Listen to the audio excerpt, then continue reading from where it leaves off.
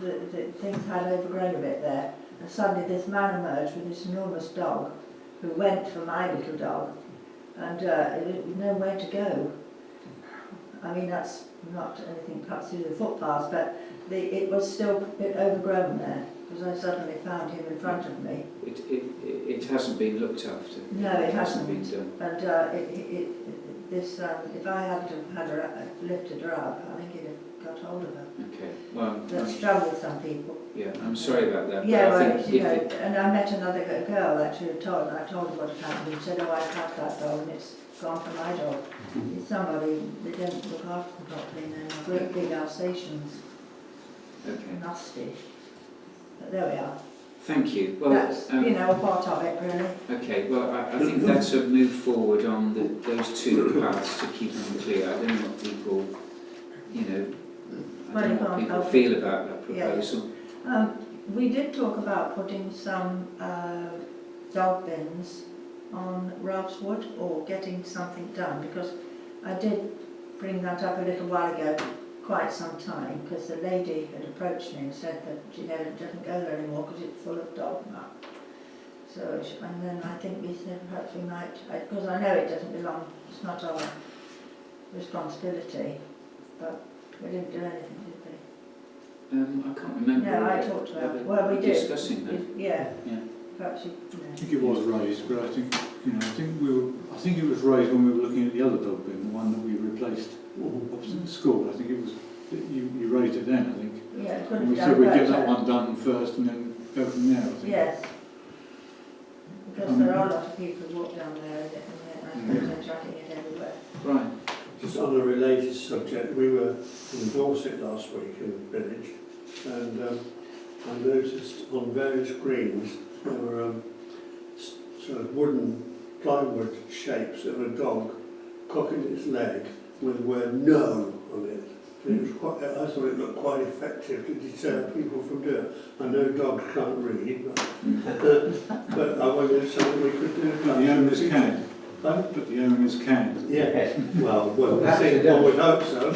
But it was a very, it stuck in my mind, you know. Just a comment, Just since we're on the subject, and it sort of comes up every meeting, who sets the penalty of 20? Because ours is £20, isn't it? If you're caught, who sets that? Because down in another part of the UK, that's up to £1,000. So £20 is neither a deterrent, nor is it ever going to be chased. And I don't think we've ever paid it. But if you make it a substantial payment with a reward system out the back of it, it becomes self-funding. Are we allowed to do that? I don't think we've ever gone down that route, have we? We're not an authority that would have the power to implement those kind of fines. From memory, the new sticky, the labels that go on, I think they're higher than the £20, the old metal signs that went up. So Yeah, that's the ones around the village now. Yeah, but there are the new plastic ones that are on there, I think is up to 1,000 that they can do, and that's through Sedgemoor with the dog wardens. Yeah, I mean, probably we did consider this some time ago, and I think it would be good to put some signs on the gates. There's nothing wrong with putting, you know, that Sedgemoor had some signs. I've got two of them at home. I know which I've kept. But perhaps we should look at getting some of those and actually putting them at strategic places, gates, just to remind people. Or replace the metal ones that are already out there and go around and replace them. Yeah. I'll do that. Yeah, but the bins are being used. Yes. There's no doubt about it. Yeah. You I know. would suggest we look at these things. What council was it? It was Dorset. Dorset. Sir Navas. Sir Navas, I'll make a note of that, because what I can do, I give Sir Navas a ring and And find I out. thought they looked, Yeah. well, they looked very effective. I didn't see any dog mess around. I'll ask Sir Navas where to get them from, Thank you. how much they are and so on. Okay, I'll bring the signs that I've kept because I think it would be useful to get some more and have a little campaign about it. There's no harm in that. No. Okay. Right. Is that all right? Yeah. Okay, thanks Cynthia. Very good, thank you. Highways, Malcolm.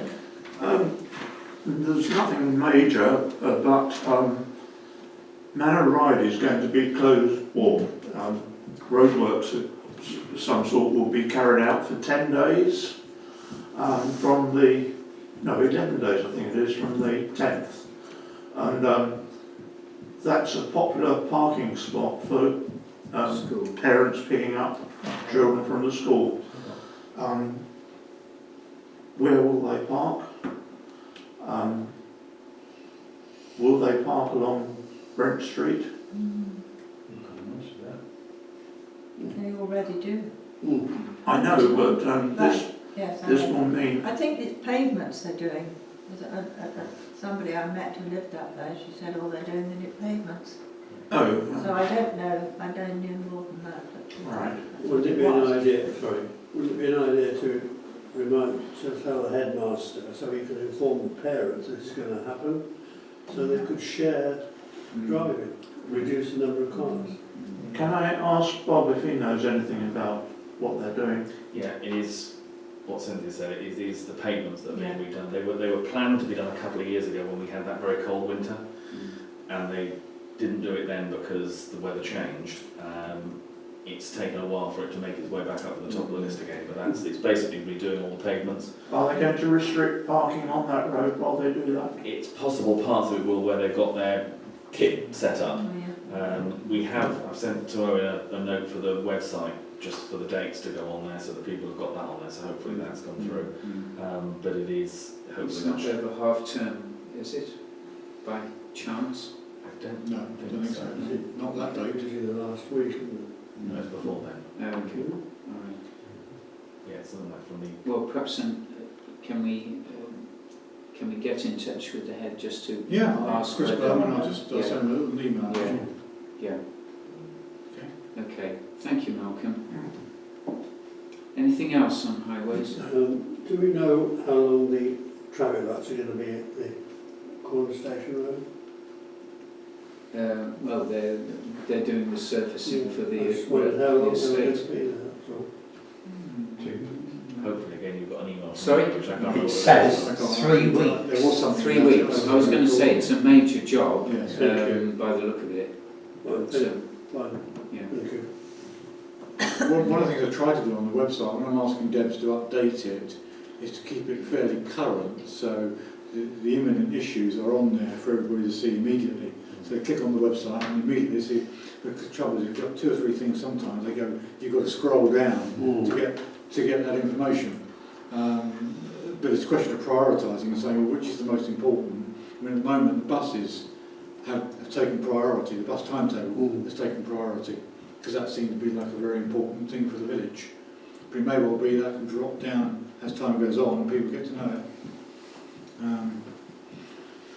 Yeah. Okay. Thank you, Malcolm. Village Green report for August. Which I sent out actually this afternoon, actually from Andrew. Andrew completed it. Well, I thought it was a very thorough report actually. Yes. And actually, that's a very good way of doing the report because I've got a paper trail then to add to the file. So rather than just having sort of handwritten notes, that is a brilliant way of doing it because I can print that off and put it in the file for insurance purposes. So that's really very good. And also, Jen, just on the fact that she's highlighted it's 4 visits she did during the month, Yes. they're dated, so again, Yes. if there's a claim for anything, we can show that she was looking at it during the month. So. Honestly, I think that's probably a template for Yeah. future use, I think. Yeah, very good. Okay. And I think it's me next. Yes, it is. Yes. Play area. Pre-circulated from GB Yeah. Sports. Any No. observations on that? There's nothing new. There was this thing I'd come through about an alternative to GB Sports. And Colin rightly pointed out, sort of free lunch syndrome is not always the best way of looking at things. GB have served us well, unless they're really doing something we don't like. There's no real reason to change, actually, I guess, but you may have a different view.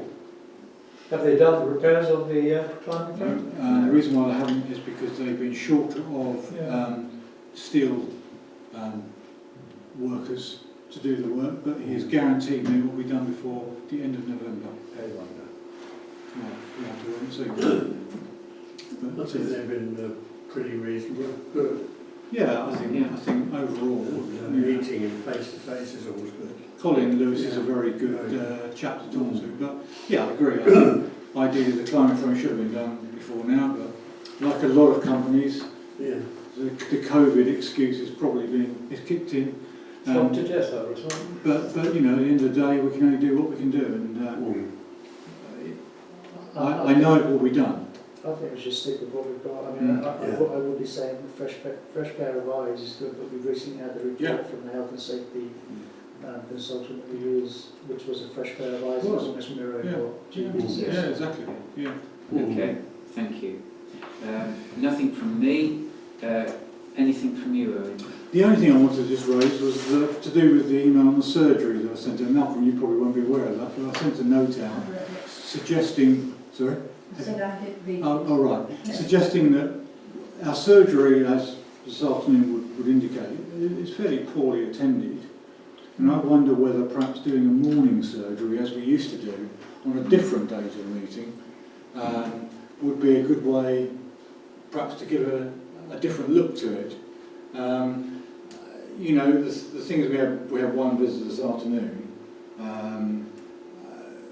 You know, one wonders how important it is as a facility, but I think we should try everything to try and encourage people. When you get to the winter months, 4 o'clock in the afternoon is getting dark. A lot of people who would come to our surgery probably won't come at 4 o'clock, but they might come at 10 o'clock in the morning, which is when we used to have, Pauline used to come, the police ladies used to come, and we used to have some quite good surgeries. I'm just wondering how you feel about giving it a try to do a morning one, perhaps a day before maybe the meeting. That then, if there's any queries that come up, I can then take those up before the meeting.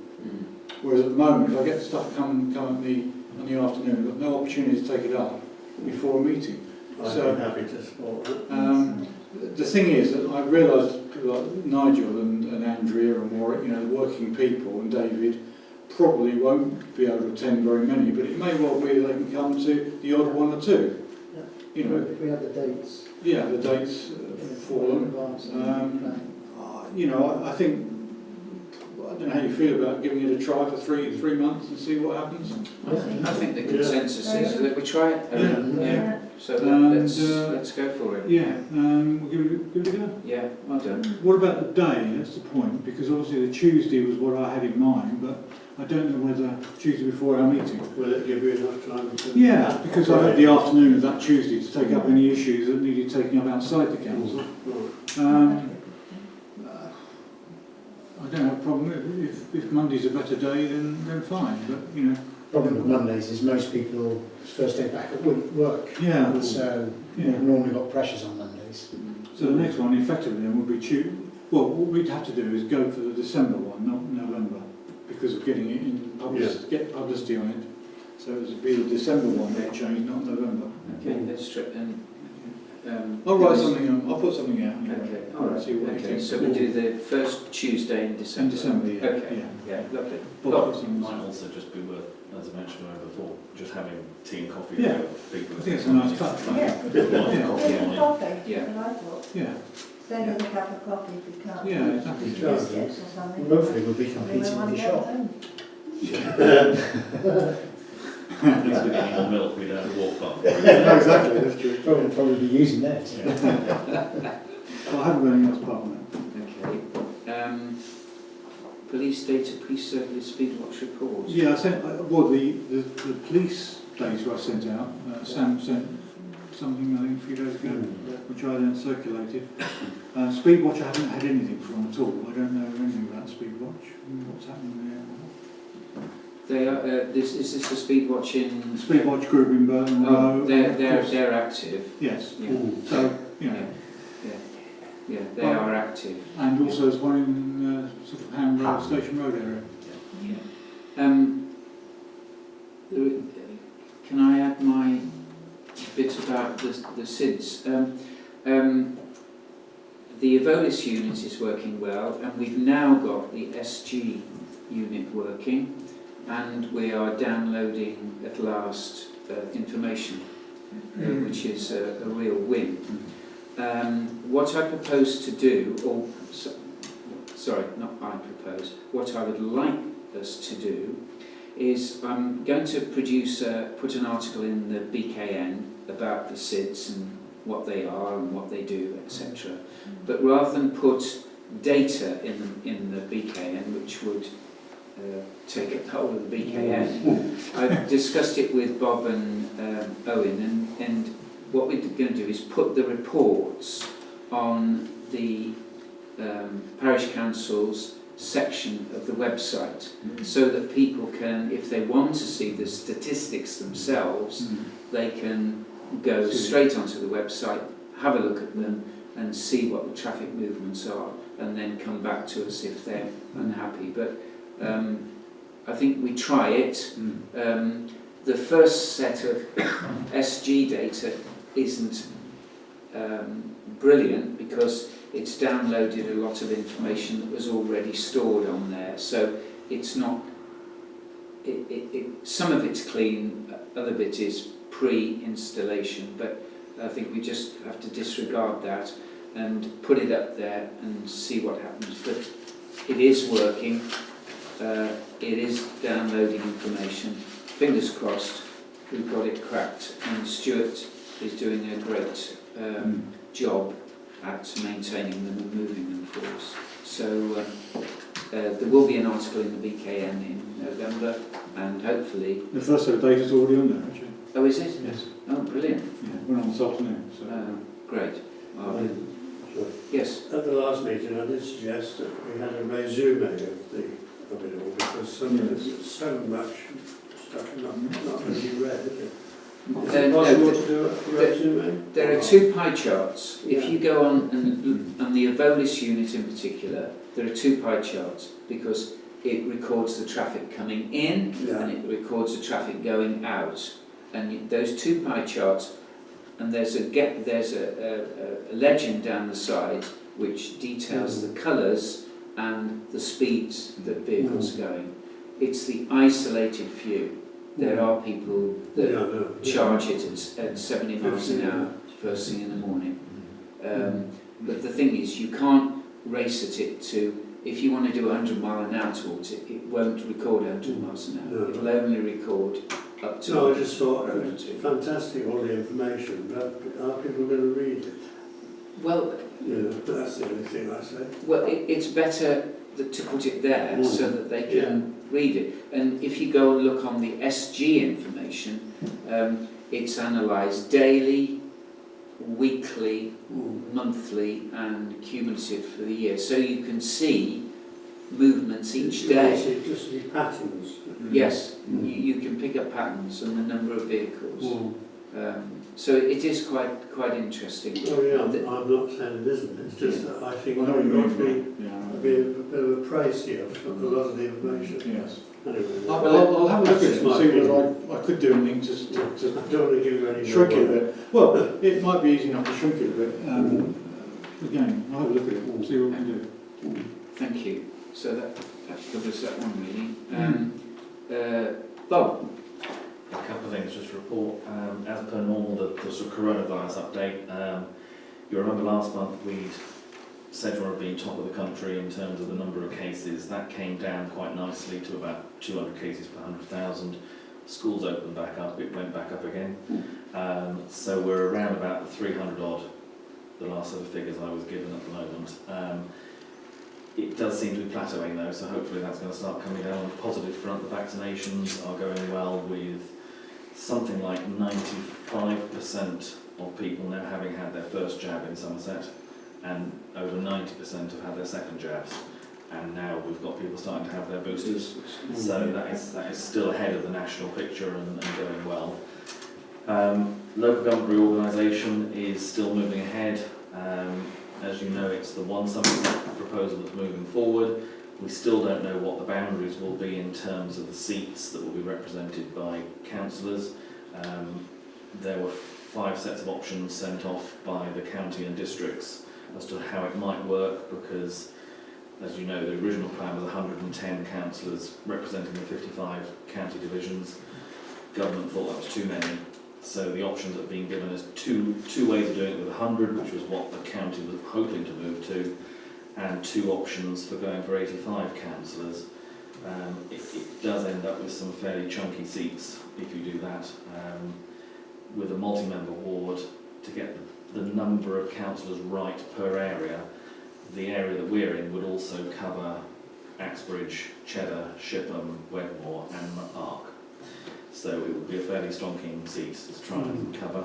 But we'll see how that moves forward. There has obviously been a change of Secretary of State in the meantime, so we don't know what Michael Gove's view will be of unitary in Somerset, but I don't think it's necessarily going to be his top item on his agenda. So we'll see how that moves forward. There is, though, a briefing session which I believe Chairman Andy, you've registered to go to, so hopefully that will give you a bit more detail, not only in what's happening on the electoral front, but also how the county and the districts are now working together to try and bring the councils together, and how that moves forward, how also particularly the local community networks will be formed, and that's something that's going to be worked on between now and May of next year.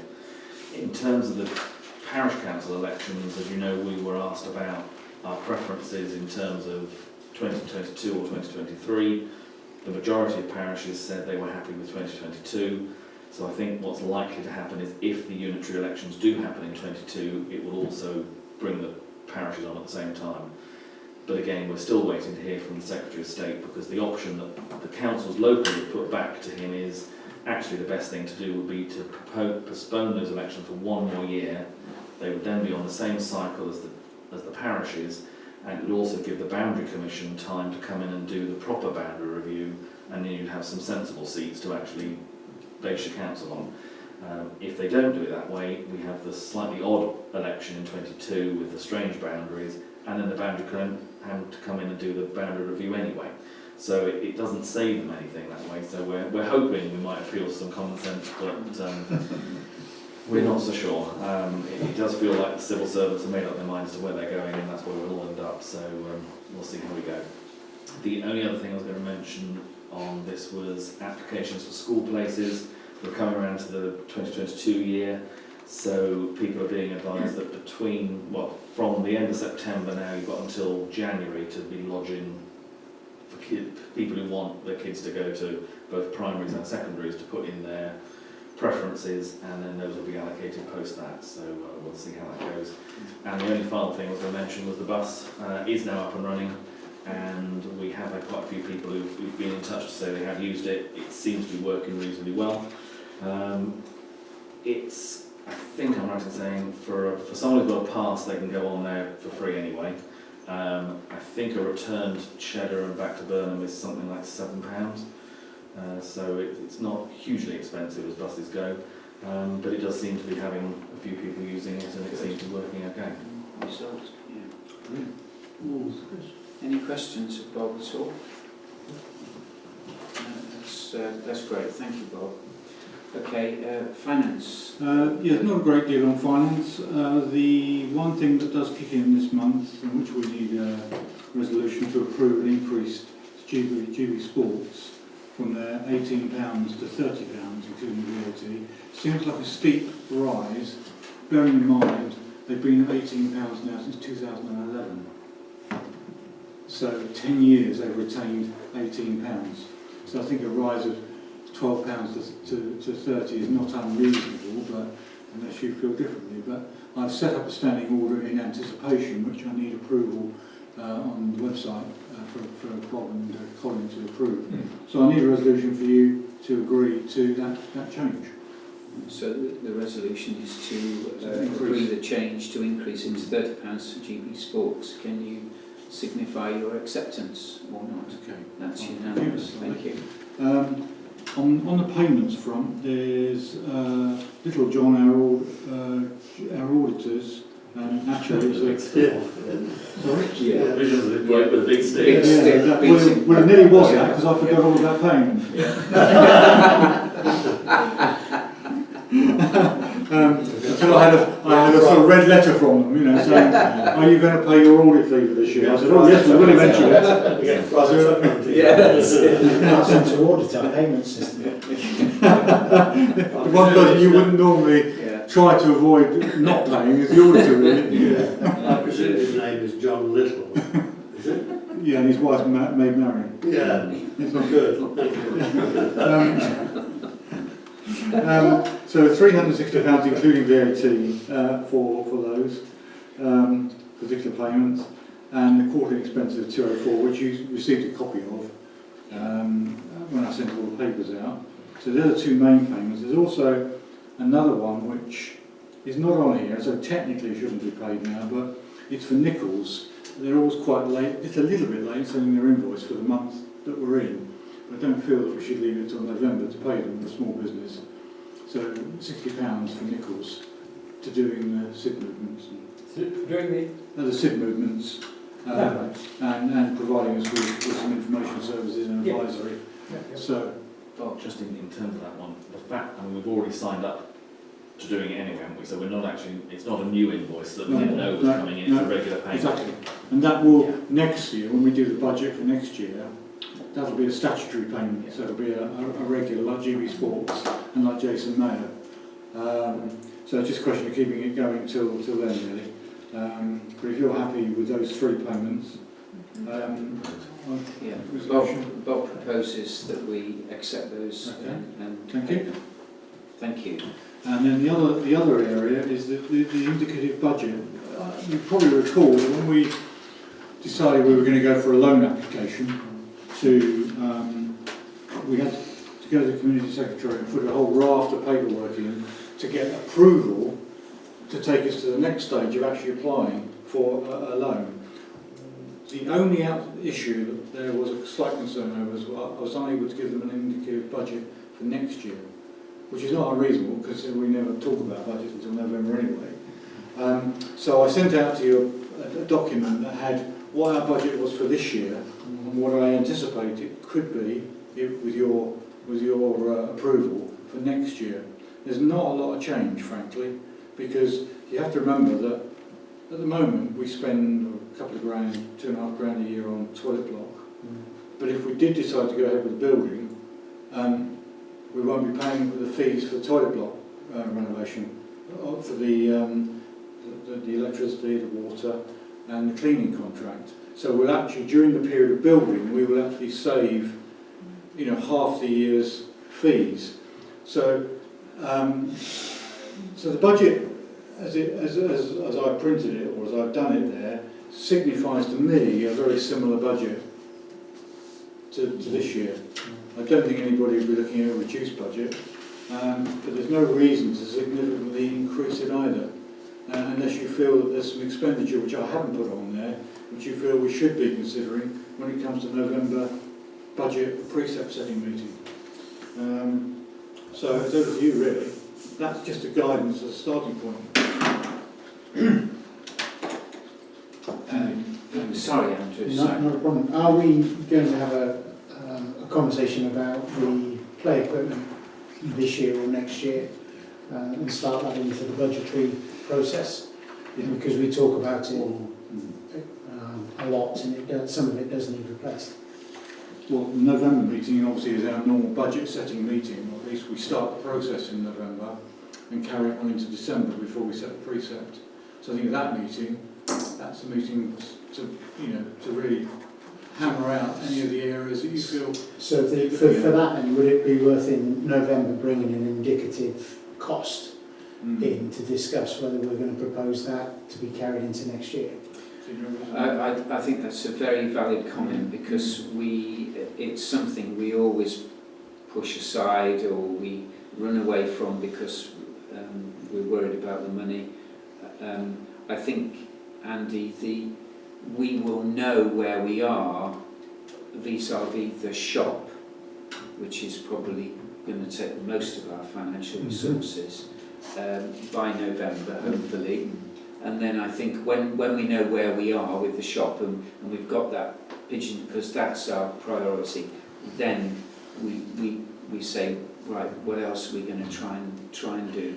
And I think, yeah, I agree with that comment. What I was thinking is if the shop is successful and we do get an influx of people, and then we're going to put more pressure on the equipment in the play centre, which is already starting to cost us money for repairs and maintenance.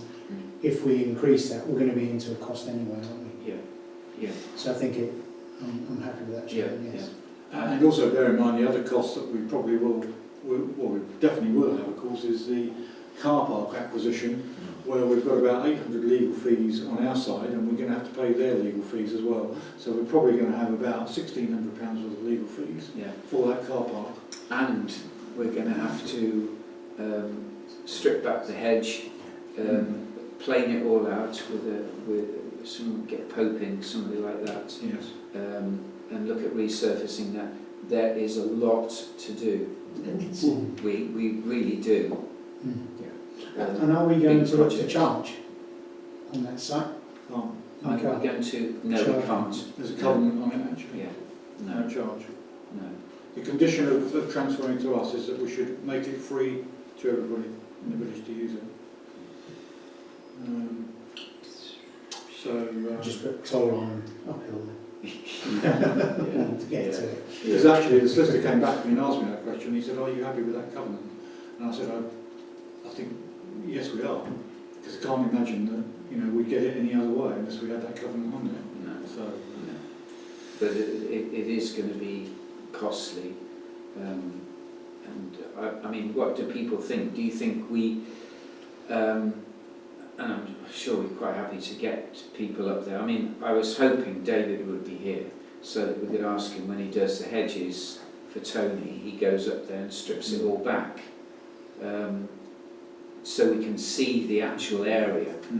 And I think the other thing is we need to get someone like Gary Pope and to ask him for his cost of skimming it all, flattening, putting a layer down and putting, like we did in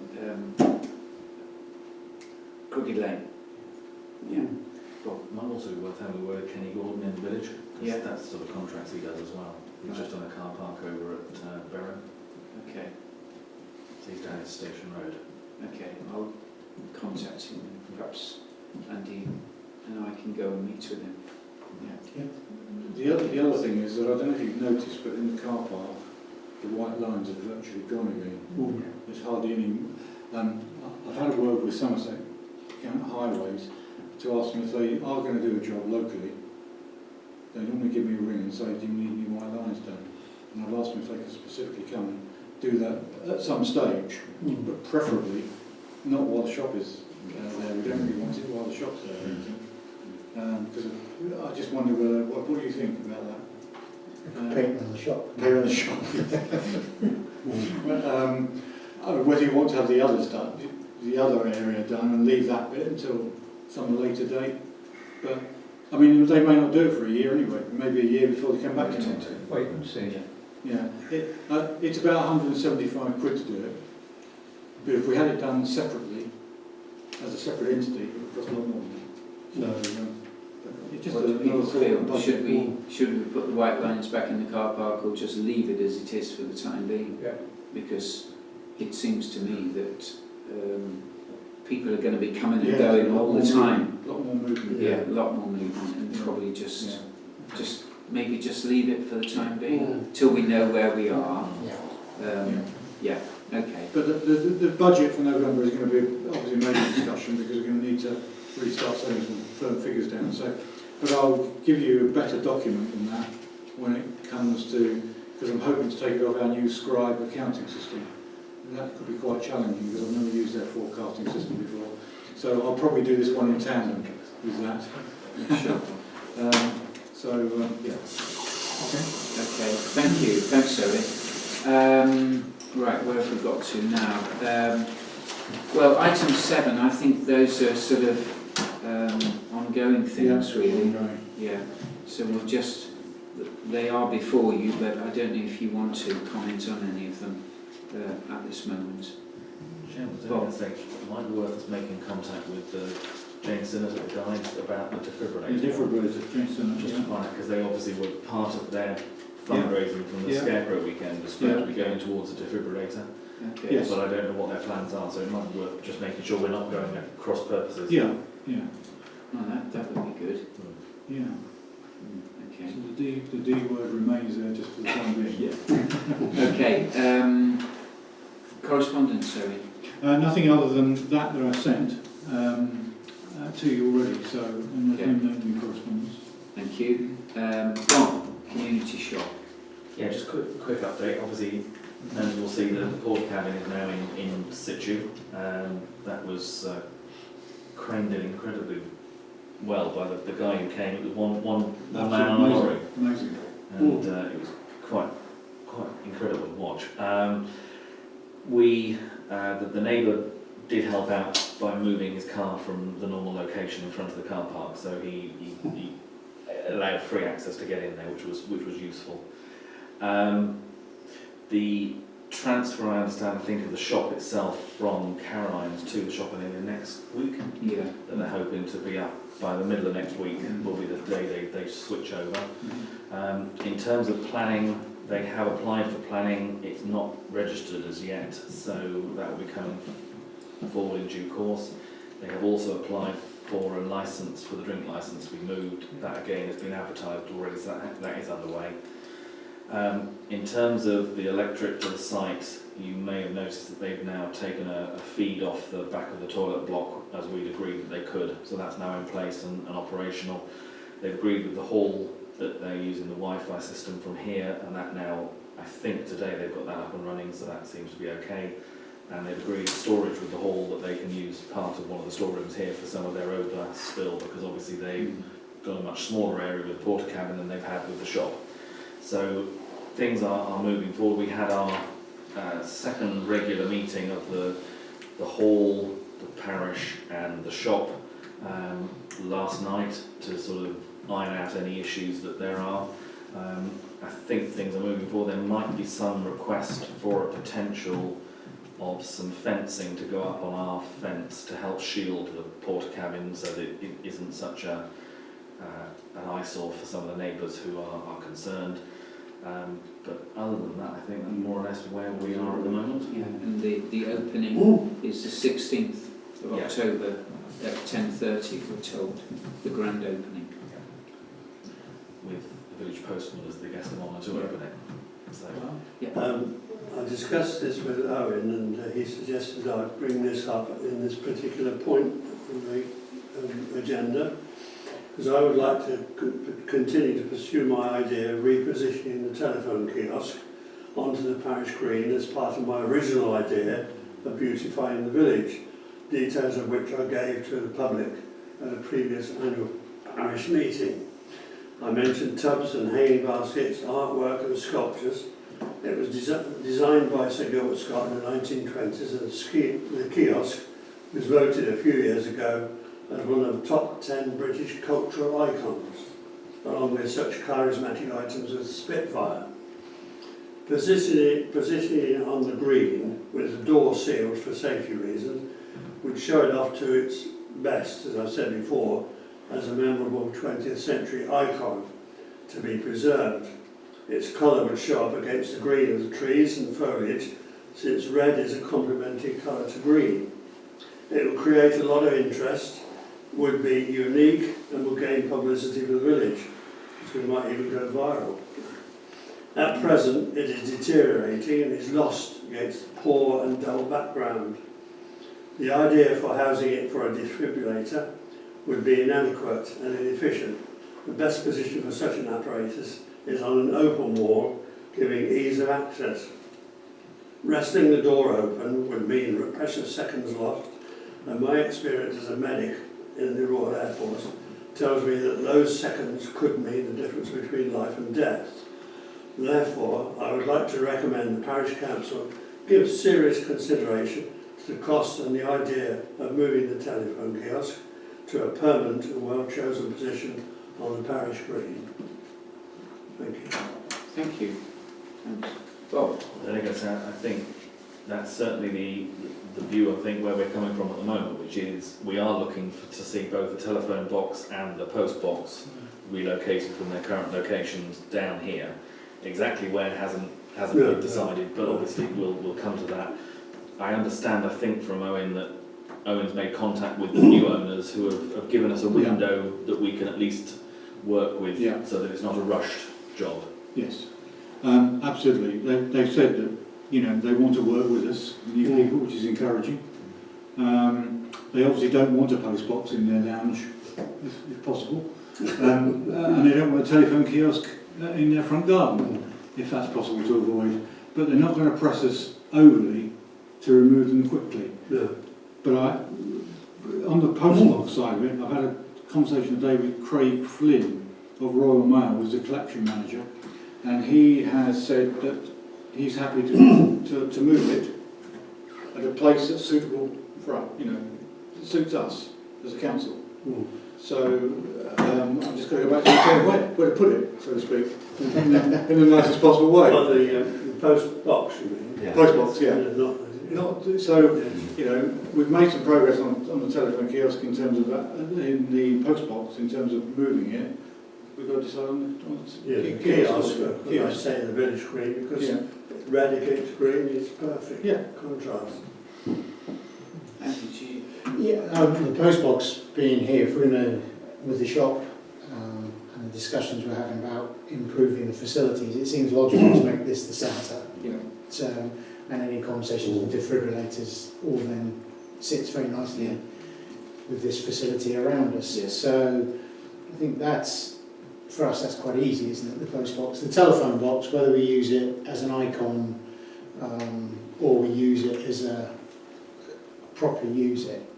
I think the decision is, does the village want to keep it? Is the first decision, and if they do, then what do you want to do with it? Yeah, it was discussed at the meeting last night, at the shop meeting, that it's for instance, Limpsham sell plants out of there, so I don't know if you've seen it, Brian.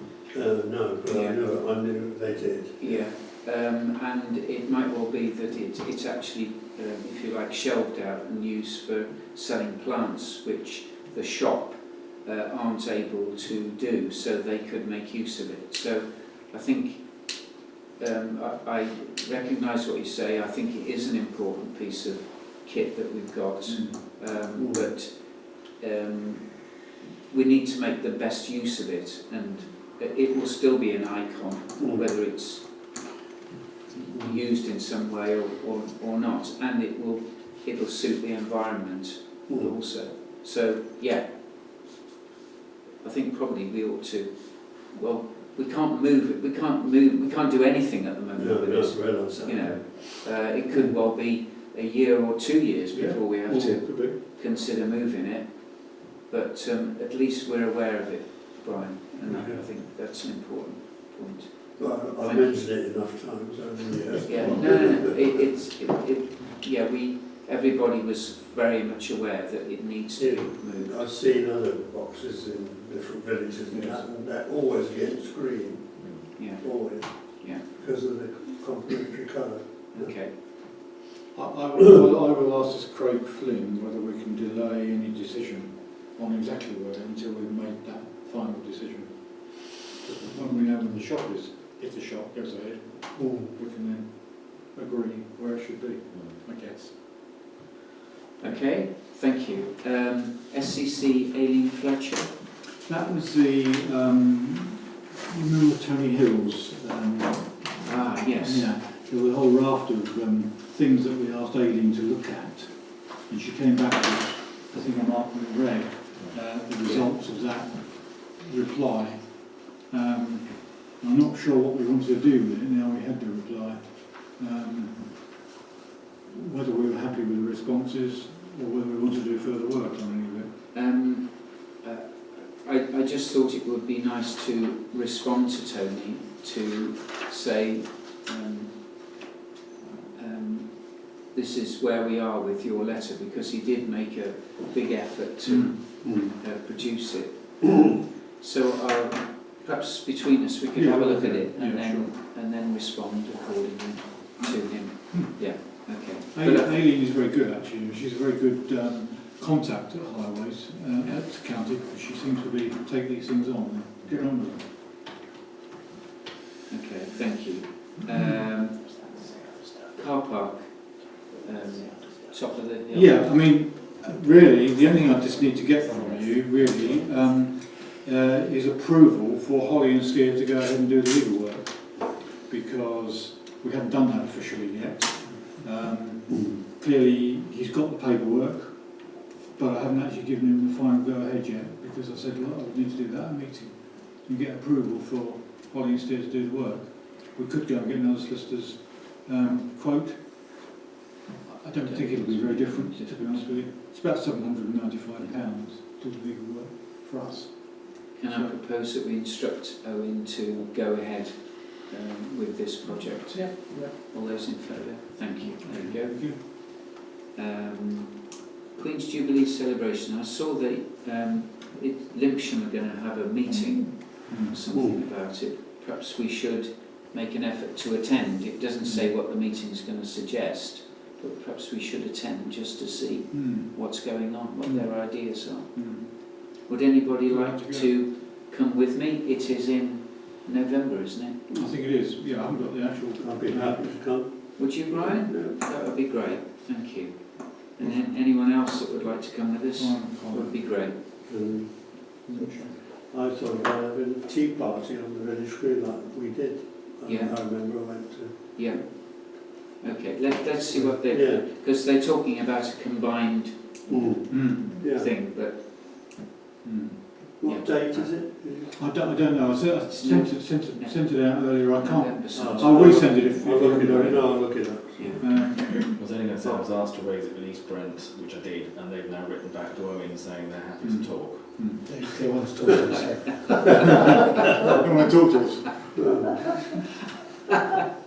I should have bought that thing.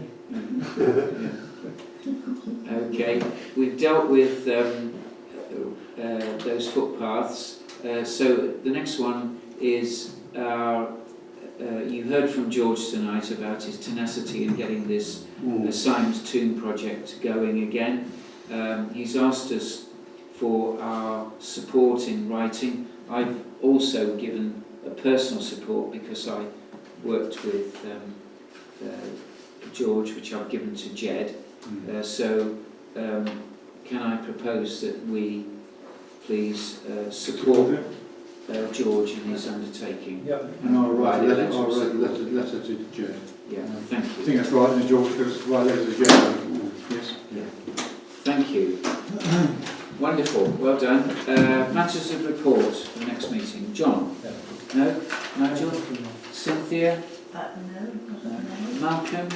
Yes, I went to Barrow Surgery to inquire about flu injections, and they said they didn't have supplies and they couldn't do it, but they directed me to the chemist and I walked straight in and had the jab straight away. So perhaps a note in the DKN. Careful. The farm there is for age group, for the senior age group, there is a shortage national. So a lot of people are running out. So us putting a publish out saying go to your pharmacist might not be construed the right way. Yeah, okay. Yeah. I think that comes from the horse's mouth as well, Malcolm. My wife's a pharmacist. Right. So there is a general shortage. Of course, Andy, you're not in that group. Sorry? You're not in that group. I'm not, I'm okay. Yeah. You wouldn't know. The horse's mouth. Yeah. It's meta.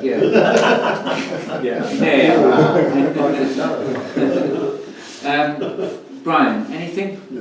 Okay. Andy, anything? Bob, anything? Nothing from me. Thank you very much for a nice, swift meeting. And thanks, George, for your persistence. Thank you very much. Well done.